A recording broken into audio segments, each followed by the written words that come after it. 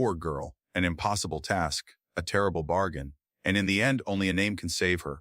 We think of Rumpelstiltskin as a children's tale, a strange little man who spins straw into gold. But hidden beneath the layers of that bedtime story is a secret far older than the brothers Grimm, older than castles and cathedrals, older even than writing itself. Once you hear it, you may never look at this tale the same way again. Before we uncover what is buried beneath it, let us begin with the version most of us know, the one written down in 1812 by Jacob and Wilhelm Grimm. Listen closely, because hidden inside this short, strange little story are echoes of something far more ancient. Once there was a poor miller who wished to impress the king, and so he told a lie. He claimed his daughter could spin straw into gold. The king, greedy for wealth, had the girl brought to his castle. He shut her into a room filled with straw and demanded she prove it by morning or die. The girl was terrified. She had no idea how to spin straw into anything, let alone gold. She wept. And then, just before midnight, the door creaked open. A strange little man stepped inside. He offered to help, but only for a price. First her necklace, then her ring. Each night the straw was spun into shining gold, and each morning the king demanded more. On the third night, with nothing left to give, the little man made a terrible bargain. He would help her one last time in exchange for her firstborn child. Trapped and desperate, she agreed. By morning, the straw had turned to gold once more. The king was so pleased he took her as queen. A year passed. She bore a beautiful child and forgot all about the bargain until one night the little man returned. He had come to collect. The queen was horrified. She offered him wealth, land, anything he desired, but the little man only shook his head. Something living, he told her, is dearer to me than all the treasures of the world, and yet perhaps moved by her sorrow, he made her one final offer. If she could guess his name within 3 days, she could keep the child. She tried every name she knew. She sent messengers across the land in search of more, but no matter what she guessed, the answer was always wrong, until the third day, when one of her messengers returned with a strange story. Deep in the woods, beyond the fox's den, he had seen a fire and a tiny figure dancing around it, singing, "Today I bake, tomorrow I brew. The day after, I'll fetch the queen's child too. It's good that no one knows, Rumpelstiltskin is my name." That night, when the little man came again, the queen spoke the name, Rumpelstiltskin. He froze, his eyes widened. He shrieked, "Who told you? Who told you?" and stamped his foot so hard that he sank into the earth. In some versions, he tore himself clean in two. This is the version the Grimms set down in their Kinder und Hausmärchen, their children's and household tales. But contrary to popular belief, the brothers Grimm did not write fairy tales. They were collectors of folklore, stories passed down by word of mouth across generations. Rumpelstiltskin was only one of many. The Grimms were among the first to commit these tales to paper, preserving them before they vanished. And Jacob Grimm firmly believed that many of them were far older than people realized. Ancient, in fact, handed down from a time before history. It turns out he may have been right. In 2016, 2 researchers, Sarah Graça da Silva, a folklorist from the New University of Lisbon, and Jamshid Tirani, an anthropologist at Durham University, published a study in the Journal Royal Society Open Science. They borrowed a method from evolutionary biology. They treated folktales like living organisms, tracing how their motifs branched, mutated, and spread across populations. By comparing thousands of tales across the Indo-European world, they built what amounted to a family tree of folklore. What they found was remarkable. The tale we know as Rumpelstiltskin belongs to a wider story category that folklorists call O2500, the name of the supernatural helper, and its roots, the study suggested, reach back over 4,000 years into the Bronze Age. That does not mean this exact version is from the Bronze Age. It means that the bones of the story, the impossible task, the magical helper, the secret name recur again and again across cultures and across millennia. Different names, different settings, always the same skeleton. In England, the helper is called Tom Tit Tot. In Scotland, Whuppity Story. In Iceland, Gillatrut. In Austria, Kruzamugili. In the Arabic world, Joadane. The names change, the textures change, the punishments change. But the pattern holds. So why does this pattern echo across so many cultures? And what exactly are we remembering? Begin with the act of spinning itself. In folklore, spinning is everywhere. Sleeping Beauty pricks her finger on a spindle. The miller's daughter spins straw into gold. But to the ancients, spinning was not just domestic work.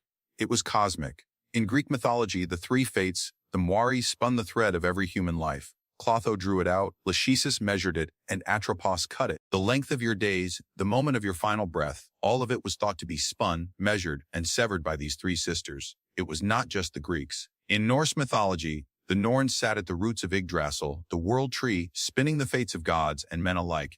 In the Vedic tradition of ancient India, the very fabric of reality was described as a vast woven tapestry, golden threads stretched across the cosmos, binding all things together. Thread was not just a metaphor for life, it was life. And gold. Gold meant more than wealth. It stood for divinity, for purity, for the incorruptible, and so for immortality. Spinning straw into gold, then, is not a parlor trick. It is the reshaping of the mundane into the divine. In later centuries, this idea took on a new name: alchemy, the mystical art of turning base matter into something higher. We tend to picture alchemy as the medieval cliché, bearded men hunched in smoky laboratories, trying to turn lead into gold. But older than that is the idea of alchemy as a spiritual discipline, a transformation not just of metal, but of the soul, of fate, of the very nature of reality. Seen through that lens, Rumpelstiltskin is not simply spinning thread. He is performing cosmic work. Some have argued that stories like this are not just metaphors but distorted memories, echoes of a time when such knowledge was real and feared. But where would that knowledge have come from in the first place? And why, in so many versions of the tale, does it come at such a terrible cost? Recall that O2500 may go back 4,000 years. That places its origins in the Bronze Age, the era when humanity first learned to take two ordinary metals, copper and tin, and fuse them in fire into something new, bronze. Imagine being a villager in that age. One day a stranger arrives, cloaked in soot, eyes gleaming, with metal in his hands. A blade that cuts through stone, a tool that shapes the world. To you, he is not quite a man, he is a god. The ability to pull metal from rock and reforge it in fire was seen as a supernatural act. Those who held that knowledge, the smiths, the metalworkers, were both revered and feared. They were treated as keepers of a secret too powerful to belong entirely to humanity. And here is where it grows stranger still, because many ancient cultures did not claim to have discovered metalwork at all. They claimed it had been given to them. In the Book of Enoch, a text once considered scripture in some early Christian and Jewish communities, we read of the Watchers, divine beings, also called Grigori, who descended from the heavens and taught humanity forbidden arts. Among the teachings of one of them, Azazel, were the secrets of metallurgy, the forging of swords, the casting of ornaments. In Genesis itself, we meet Tubal-Cain, called an instructor of every artificer in bronze and iron. The theme repeats across the ancient world. In the Canaanite city of Ugarit, the smith god Cotharwakases built palaces for Baal and forged the magical weapons that defeated the sea god Yam. Among the Hittites, Hasameli was the patron of metalworkers, said to hide his craftsmen from view. The Norse remembered dwarves crafting Thor's hammer Mjolnir in caverns beneath the mountains. The Slavic people spoke of Sverog, the god of fire and creation. The Greeks gave the role to Hephaestus, the lame smith of the gods, born ugly and cast from Olympus, who forged Achilles' armor in the heart of a volcano. In Germanic legend, Wayland the smith was a king of the elves, made captive for his craft. The figures are always the same type: elusive, powerful, never fully human. They live in mountains, in caves, in forges beneath the earth. They speak strange tongues. They vanish as mysteriously as they came, just like our spinning little man. But what does Rumpelstiltskin actually want? Not gold, not a kingdom, a child. In every version of this story, he never quite explains why. Only once does he offer a clue: something living is dearer to me than all the treasures of the world. We are never told why he wants the child, and perhaps that is the point. It is possible the original meaning was darker than later versions could bear, and so the reason was left unspoken, softened over time for little ears. Because in the ancient world, offering the firstborn child to the gods was the ultimate gift and the ultimate price. To us today, the idea is unthinkable. But in the world that produced these stories, sacrifice was not always about cruelty.